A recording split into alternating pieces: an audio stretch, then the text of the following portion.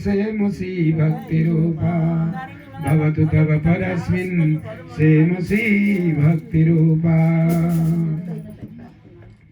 नाहं विप्रो न च नरपतिर्नैव वैश्यो न शूद्रो नो वा वर्णी न च गृहपति नो वनस्थो यतिर्वा किन्तु प्रोद्यन्निखिल परमानन्दपूर्णामृताब्धे लक्ष्मी भरतु पदकमलयोर्दास दासानुदास लक्ष्मी भरतु पदकमलयोर्दास दासानुदास यो नित्यमच्युत पदाम्बुजयोग्मरुक्म व्यामोहतस्तदितराणि तृणाय मेने अस्मद्गुरोर्भगवतोऽस्य दयैकसिन्धो रामानुजस्य चरणौ शरणं प्रपद्ये श्रीरामानुजस्य चरणौ शरणं प्रपद्ये यतिपतिपदभृङ्गं कौशिकाब्धिसचन्द्रं सठरिपुमतसक्तं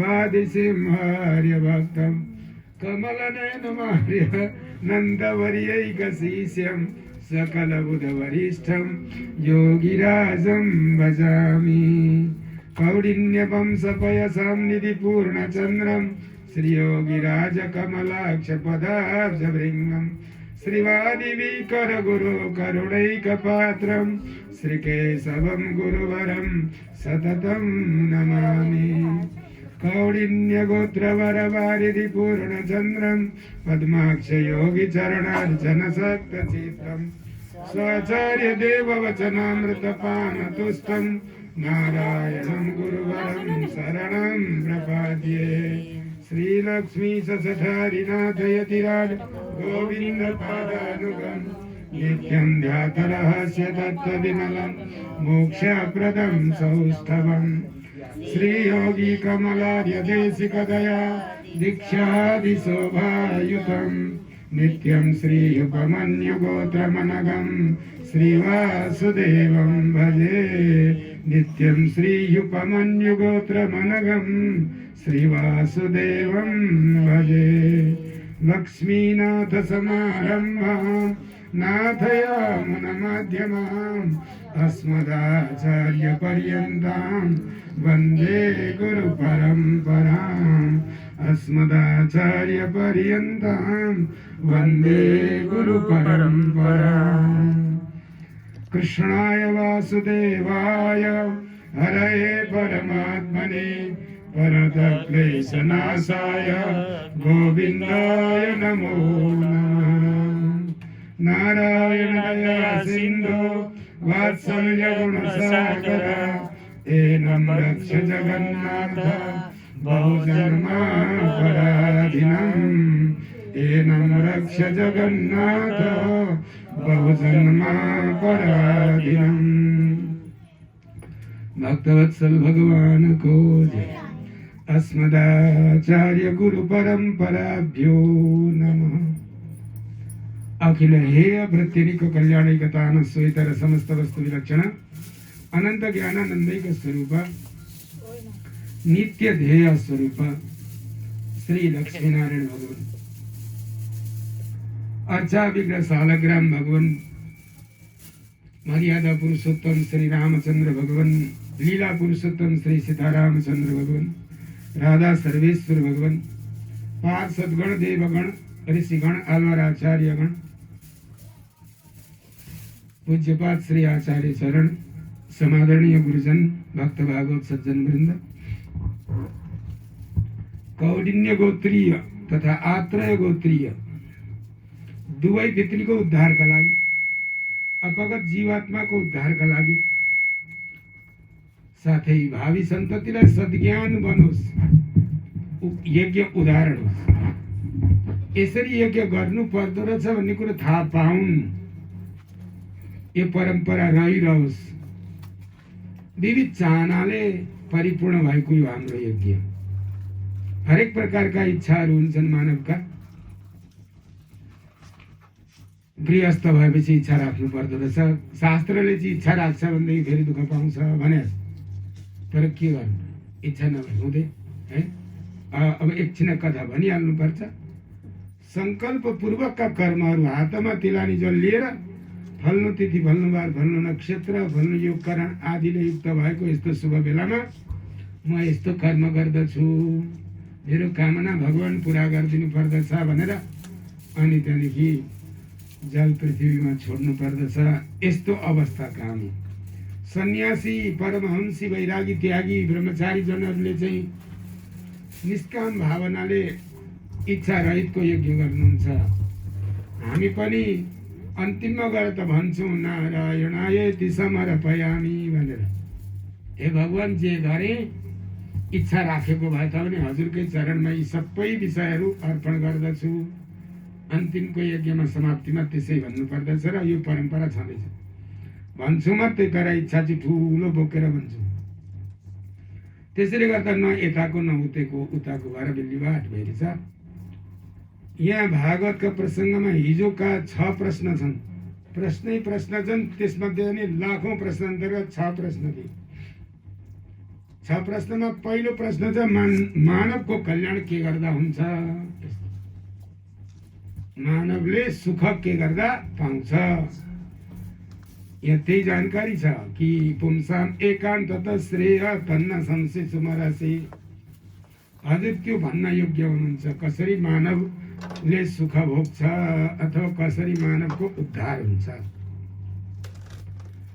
यहाँ सुत मुनि आफ्नो गुरुको चरणको शरण पर्दै गुरुको वन्दना गर्दै लोकहितका लागि गरेका प्रश्नदेखि खुसी हुनुभयो। सबैका मागलाई पुरा गरिदिँदै आफ्नो गुरु सुखदेव मुनि जो चाहिँ आफ्नै आमाका पेटमा 12 वर्षसम्म बस्नुभयो। 12 वर्षसम्म कुनै आमाका पेटमा कुनै बालक बस्छ भने त्यो आमालाई कति पीडा हुन्छ। जब तक साधनाले बस्नुभयो भित्रैबाट बोल्छ नानी के गर्नु, बा भन्नुहोस् म जन्मिने बित्तिकै जङ्गल जानु कि नजानु, यदि जङ्गल जान दिनुहुन्छ भने जन्मिन्छु, नजन्मिन्न बाबु बरु जा तर आमालाई दुःख नदे जन्मी भनिदिनु हो भाइ। र फट्ट जन्मिने बित्तिकै नाल बिडाउनै भ्याइएन। उता योग बलले भित्र सानो बस्या त जन्मिने बित्तिकै 12 वर्ष लाठे नि त्यो सत्ययुगी बाबु त सानो हुँदैन त, साह्रै ठुलो भयो। ठुलो रुखको झ्याङ जत्रो के अग्लो, अहिलेको होचो पहाड जत्रो लागो जङ्गल, नालसाल काँदा हाँफिर जङ्गल जाने अधिकारै हुँदैन। जबसम्म छोराको व्रतबन्ध कर्म गरिँदैन तबसम्म छोरालाई जङ्गल जाने अधिकार हुँदैन। जङ्गल जानु भनेको गुरु आश्रम जानु हो, पढ्न जानु हो। अहिले पनि व्रतबन्ध गर्दाखेरि कुलो काट्छ, धारो काट्छ, कुवा काट्छ, खोलो काट्छ, छेक्का मोरालाई भाग है मोरा पढ्न जान के हेर्नुहुन्छ। देशान्तर सुनाइसके उपरान्त भाग्न लगाउनुहुन्छ कि यसो जग्गे घुम्छ, यसो फर्तिर घुमे चाहिँ गर्छ र आउँछ बिचरा फर्केर। अलि चलाक थियो भने भाग्नु पऱ्यो, यिनीहरूलाई सताउनु पऱ्यो भनेर अलि भागे चाहिँ गर्छ। तर गौडा राख्या हुन्छ, समय हाल्छ ल्याइहाल्छ है। त्यतिखेर अवसर चाहिँ हुन्छ। यदि भाइको भाइ जाने भने उसले नदी नाला काटेर गयो भने ल्याउनु हुँदैन भन्ने शास्त्रीय प्रमाण भएको हुनाले गर्दाखेरि कति ठाउँ चाहिँ यस्तो छ। तर घरैमा सरस्वतीको सेवा, घरैमा गुरुको सेवा, घरैमा सबै शास्त्रको चिन्तन गरिदिन्छु व्यवस्था। नानी नजा, घरै बसेर पढ। हामी बुढाबुढी भयौँ, अब हामीलाई पाल्नु पर्दछ। छोराछोरी जन्मेर हुर्किनुको अर्थै त्यति हो। बाबा आमाले आशा त्यति नै गरे हुन्छ, छोराछोरीले हामीलाई रेखदेख गर्छन्, हामीलाई माया गर्छन्। हामी रोगी हुन्छौँ, बुढाबुढी हुन्छौँ, हाम्रो सबै प्रकारको चाहना पुरा गर्छन्। पुत्रको अर्थ, पुत्रीको अर्थ त्यही नै हो। लाखौं लाख प्रकारका पीडा हुन्छन्, साथै लाखौं लाख प्रकारका नारकी दुर्गतिहरू, दुःख पनि हुन्छन्। ती सबै प्रकारका दुःखेसाबाट बचाउने व्यक्तिको नाम हो छोरो। वेदको नाम हो नि, यो वेदले राखेको नाम हो। यो सर्वसाधारण लुन्जु पुन्जु व्यक्तिले राखेन। वेदको नाम भनेको यस्य निश्वसितो वेद, जसका साहसबाट वेदका अक्षर निस्के त्यस्ता परब्रह्म परमात्माले नाम राखिदिनु पुत्र पुत्री भनेर। पुन्नाम नरकात् यस्मात् त्रायते पुत्र पुत्री वा अस्ति। सबै प्रकारका पीडाबाट छुटाएर सुखै सुखले बाबा आमालाई रेखदेख गर्दछन् जुन छोराछोरीले तिनीहरूको नाम पुत्र अथवा पुत्री हो। कत्रो इज्जतको नाम पो छ त्यहाँ त।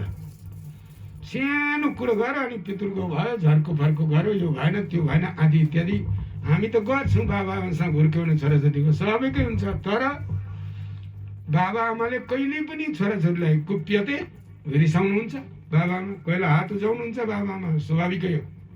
शत्रु ठानेर होइन, इख लिएर होइन, यसको सकियोस् नासियोस्, यो मरिजाओस् अथवा यो अज्ञानी होस्, यो दुर्बल होस्, रोगी होस्, यो होइन। खालि शिक्षार्थ हात उजाउनुहुन्छ, गाली गर्नुहुन्छ शिक्षाका लागि। इख लिएर नराम्रो भावनाले गाली गरेर सत्यनाशका लागि श्राप दिने खालको भावनाले कहिले पनि बाबा आमाले त्यो व्यवहार गर्नुहुन्न।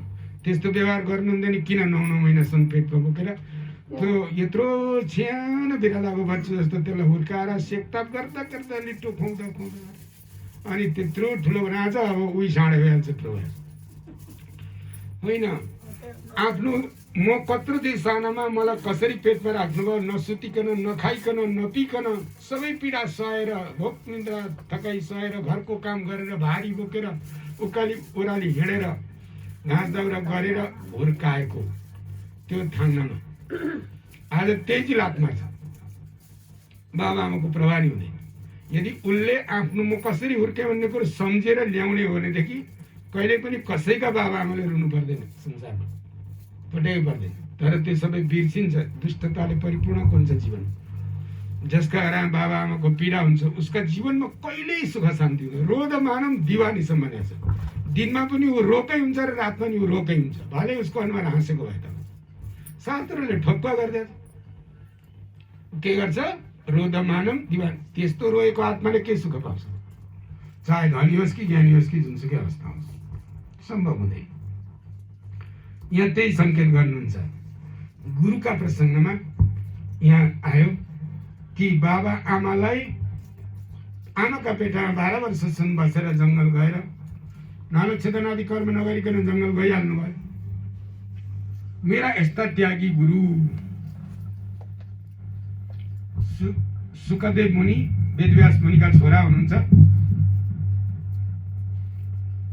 जसले चाहिँ भागवत पढेर सुत आदि गरेका ऋषि महर्षिहरूलाई पढाउनु भयो र परमाचार्य हुनुभयो। यस्ता गुरुको महिमा गाइन्छ। अनुपेतम अपेत कृत्यम भनेर सन्यास गच्छन्तम।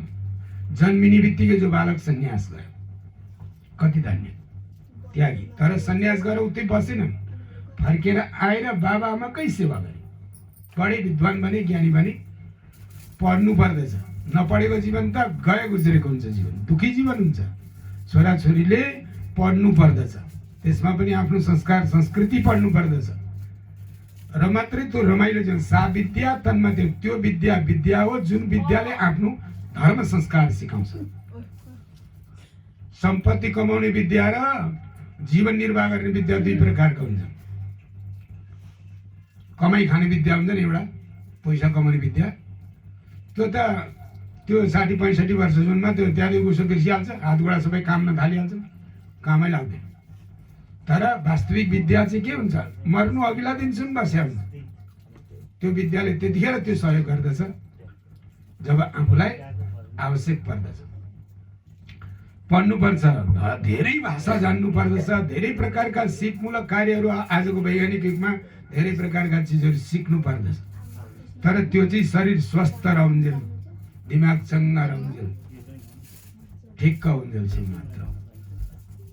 अर्को विद्या यस्तो हुन्छ, अविनाशी विद्या हुन्छ, जुन विद्या चाहिँ जानिया छ भनेदेखि त्यो थोरै हुन्छ, धेरै पर्दैन, मन्त्रमय विद्या हुन्छ। त्यति मात्रै जब तब साधना गरेर जीवन निर्वाह गर्यो भने मानव धन्य हुन्छ। त्यो ज्ञान पाउनु भयो सुखदेव मुनिबाट। सुत मुनिले मेरा गुरु, छल कपट रहित भएका गुरु, त्यस्ता गुरुका चरणमा म शरण पर्दछु भन्नुहुन्छ। जुन गुरुले ज्ञान दिनुभयो त्यो ज्ञान बाँड्नका लागि होइन, आफ्ना आत्माको सन्तुष्टिका लागि दिनुभयो।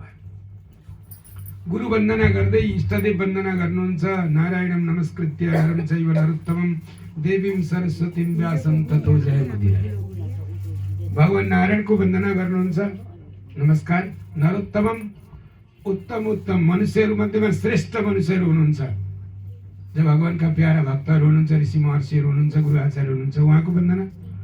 सरस्वती आदि गरेका शक्तिशाली आमाजीहरूको वन्दना गर्नुहुन्छ, व्यास आदि गरेका ऋषि महर्षिहरूको वन्दना जय जयकार गर्दै अनि कथा प्रसङ्ग सुरु गर्नुहुन्छ। साह्रै राम्रो कथा प्रश्न गर्यौ, मानवको कल्याण के गर्दा हुन्छ भनेर। यो मानव हितका लागि, सबै संसारका मानिसका लागि प्रश्न गर्यौ, आफ्ना लागि मात्रै होइन भनेर खुसी हुनुभयो। साधु मुनय साधु पृष्ठोम भवन्तु लोकमङ्गल, लोक हितका लागि प्रश्न गएको छ यहाँ।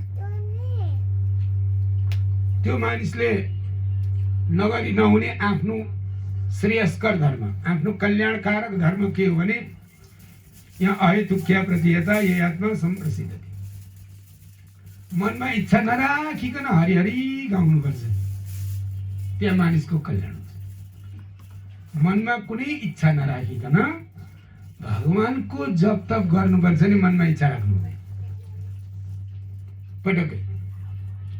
अरू मनमा त्यस्तो इच्छा छ भने मेरो यस्तो भइदियो हुन्थ्यो, उस्तो यहाँ हेर्नु नि, यहाँ भगवान यहाँ विचार हाल्नु आज वरिपरि थोरै देवदेवता थाप्या छैन, कलश अलिअलि छैन, यी चाहिँ इच्छा पुरा गर्ने देवदेवताहरू हुनिसक्यो। ठक्क बोलायो, पूजन गरो, कामना पुरा गरिदिनुहोस् भनो, गच्छ गच्छ श्रेष्ठ। फेरि 7औं दिनमा यही थाल मात्रै लगेर माथि भगवानमा राखिन्छ, अरू सबै जानुहोस् आफ्नो आफ्नो ठाउँमा, जतिखेर बोलाउँछ आवश्यक पर्छ, मेरो इच्छा पर्छ आउनु, मेरो चाहना पुरा गरिदिनु, अहिले जानुहोस्। यसरी यज्ञ विसर्जन हुन्छ, भगवानलाई चाहिँ कहिले विसर्जन हुँदैन। यिनै हुन् इन्द्रादि गरेका सकल देवगणहरू हाम्रो चाहना पुरा गरे। त्यसैले गर्दाखेरि सेवा पूजा यिनीहरूको पनि सम्मानपूर्वक गर्न, अनादर गर्न पाइँदैन कुनै देवदेवतालाई कसैले पनि। जस्तै यहाँ इन्द्रादि गरेका सकल सामत सदा शिव आदि गरेका देवगणहरूको यहाँ सेवा पूजा छ, आवश्यकता अनुसार बोलाइन्छ, बस समाप्त भएपछि विदा गरिन्छ, फेरि आवश्यकता पऱ्यो भने बोलाइन्छ, त्यति हो। तर आफ्नो घरमा प्यारो गरेर कसलाई राखिन्छ? आफ्ना इष्टदेवलाई राखिन्छ, जसका अधीनमा सारा देवताहरू हुनुहुन्छ, भगवानका अधीनमा। त्यसैले गर्दाखेरि भगवानलाई प्राथमिकता दिएको। वासुदेवे भगवती भक्ति योग प्रयोजित जनयते सुवैराग्यम ज्ञानं चेदेतुकम। किन अरू देवतालाई नपुज्या त, घरमा नराख्या त, अथवा अरू देवतालाई चाहिँ यसो बोलाएर यज्ञ गरेर फेरि विदा किन गर्या त? ती अरू देवताले संसारबाट वैराग्यता र यो संसारलाई मुक्ति दिन सक्दैनन्। त्यसैले गर्दाखेरि संसारबाट वैरागी त्यागी हुनुपर्दछ र गति मुक्ति पनि पाउनु छ। खाली नरक जानु छ र, जन्मेको जन्मे गर्नु, मरेको मरे गर्नु छ र, पशु पक्षी झारपात हुनु छ र? सम्भव छैन। मानिसलाई कुनै प्रकारको दुःख कष्ट भोग्नु छैन। यो अन्तिम चोला हो, मानव चोला। यसले गति मुक्तिका लागि साधना गरेन भनेदेखि यो दुःखी हुन्छ। त्यसैले गर्दाखेरि यहाँ भन्नुहुन्छ कि जनत्यासु वैराग्यम ज्ञानम चयत अहैतुकम। भगवानका शरण परेर भगवानको भक्ति साधना गर्दाखेरि के हुन्छ भनेदेखि वैराग्यता हुन्छ। वैराग्य भनेको त्याग, सबैको अचाहिँदो कुराबाट घिन लाग्छ, यो नचाहिँदो, यो नचाहिँदो, यो नचाहिँदो। ठिक्क खाने चिज यो हो, गर्ने काम यो हो, जप्ने चिज यो हो, बोल्ने चिज यो हो। यसरी छुट्टिन्छ क्या आफै। श्रद्धाले भक्तिले परिपूर्ण भएको व्यक्तिको व्यवहारमा अन्तर आउँछ। यदि भगवानसँग विश्वास छैन, यज्ञ गरे झै गरिन्छ, दुःख कष्ट सहेर, सम्पत्ति खर्च गरेर, समयको बर्बाद गरेर भने हातमा के लाग्छ? श्रम, शरीर गल्छ मात्रै, त्यति नै। परिश्रम मात्र हातमा लाग्दछ, फल केही लाग्दैन। यहाँ त्यही भन्नुहुन्छ, धर्म सुनिश्चित पुंसाम विश्वक्सेन कथाश्रिया नोत्पादेत यतिरतिम श्रम एवै केवल। विश्वक्सेन आदि गरेका साक्षात परब्रह्म पर, यहाँ विश्वक्सेन नारायणलाई नै भनेर, साक्षात नारायण भगवानसँग यदि निष्ठा छैन, विश्वास छैन र गरे झै मात्रै गर्ने हो भनेदेखि, देखावटी मात्रै कर्म गर्ने भने त्यहाँ केही फल पाइँदैन पनि, उल्टै आफूले नोक्सानी बिहोर्नु पर्दछ, दुःख कष्ट खट्नु पर्दछ। त्यसैले गर्दाखेरि धर्म कस्तो गर्नु पर्दछ कि अपवर्गका लागि धर्म गर्नु पर्दछ। यो पृथ्वीमा आउनका लागि होइन, पृथ्वीबाट मुक्त हुनका लागि धर्म कर्म गर्नु पर्दछ। सम्पत्ति नकमाउनु होइन, कमाउनु पर्दछ। तर सम्पत्ति कमाउनुको अर्थ यो होइन कि दुरुपयोग गर्नु। सम्पत्तिलाई दुरुपयोग गर्न पाइँदैन। न अर्थ अर्थ उपकल्पते। सम्पत्तिले सम्पत्ति जोड्नु मात्रै सम्पत्तिको काम होइन, सम्पत्तिले धर्म पनि गर्नुपर्दछ। साथै धर्म गर्नु भनेको सम्पत्ति कमाउन होइन। देखावटी धर्म पटक्कै हुँदैन, स्वार्थी धर्म हुँदैन। यत्रो धर्म कर्म गर्ने, खोइ त कमिँदै कमेन, झन् गरिबले मरे नि हौ गर्नु हुँदैन। धर्म कर्म गर्ने व्यक्तिलाई सुदामा बनाइदिनुहुन्छ भगवान्ले। छैन, केही नै हुँदैन घर, न त खान न त लाउन। धार्मिक अवस्थाले त्यस्तो भावना मनमा राख्नै हुँदैन कि मैले धर्म गरेँ तर मलाई सम्पत्तिले कहिले पनि अपुग हुनु हुँदैन। धर्म गर्नुको अर्थ त्यही नै हो। हुँदैन, बिलिवाट हुन्छ, साह्रै दुःख पाइन्छ। त्यसैले गर्दाखेरि सम्पत्तिले धर्म गर्नुपर्दछ, तर धर्मले सम्पत्ति कमिँदैन, त्यो भावना राख्नु हुँदैन। योग्य सन्तान उत्पत्ति गर्नु हो विवाह कर्म गर्नु भनेको। अचाहिँदो कामना मनमा राखेर अनि अचाहिँदो कुकर्म गर्नु होइन। योग्य सन्तान उत्पत्ति पछि पनि फेरि जीवन लाभका लागि धर्म कर्मै गर्नुपर्दछ। यो जीवन के का लागि भने जीवस्य तत्त्व जिज्ञासा, वास्तविकता बुझ्नका लागि हो जीवन। अचाहिँदो लाइब्रेरीमा दिनरात बिताउनका लागि, यो दिनरातलाई व्यर्थमा खेर जानका लागि होइन।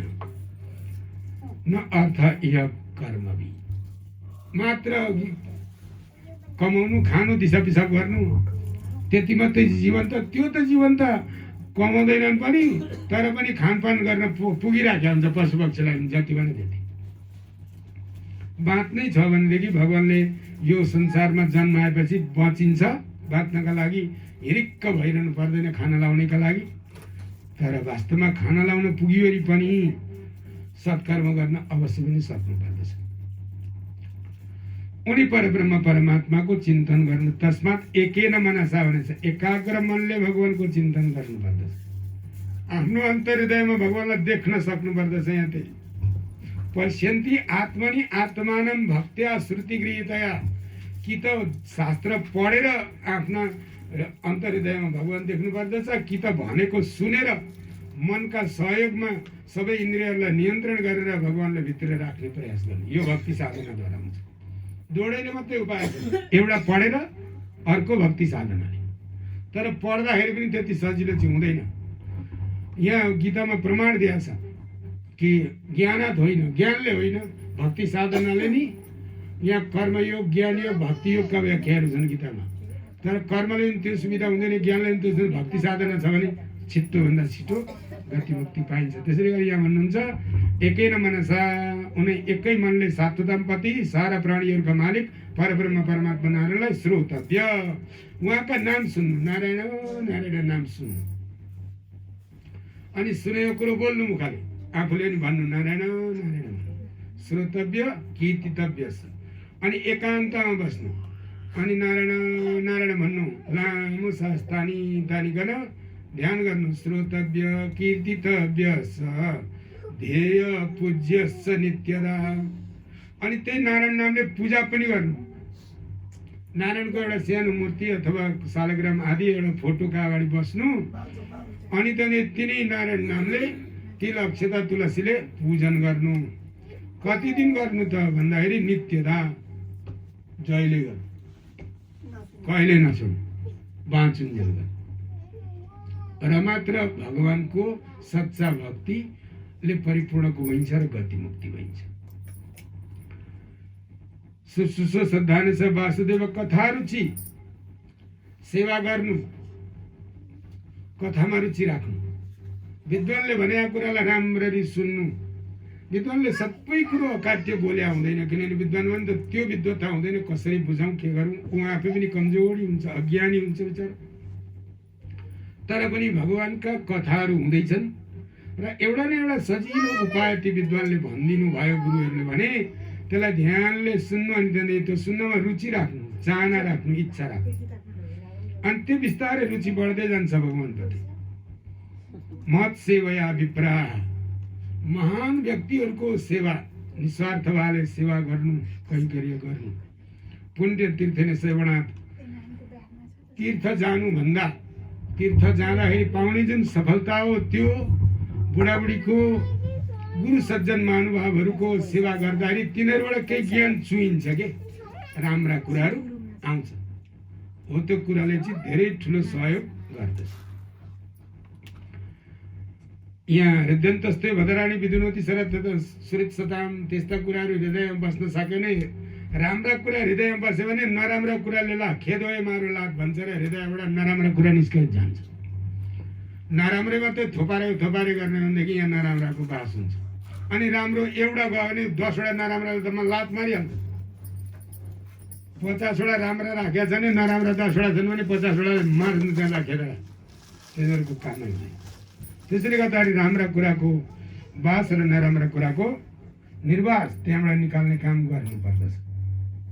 तब मात्र अभद्र कुराहरू सबै नाश भएर जान्छ, नराम्रा कुराहरू नाश भएर जान्छ।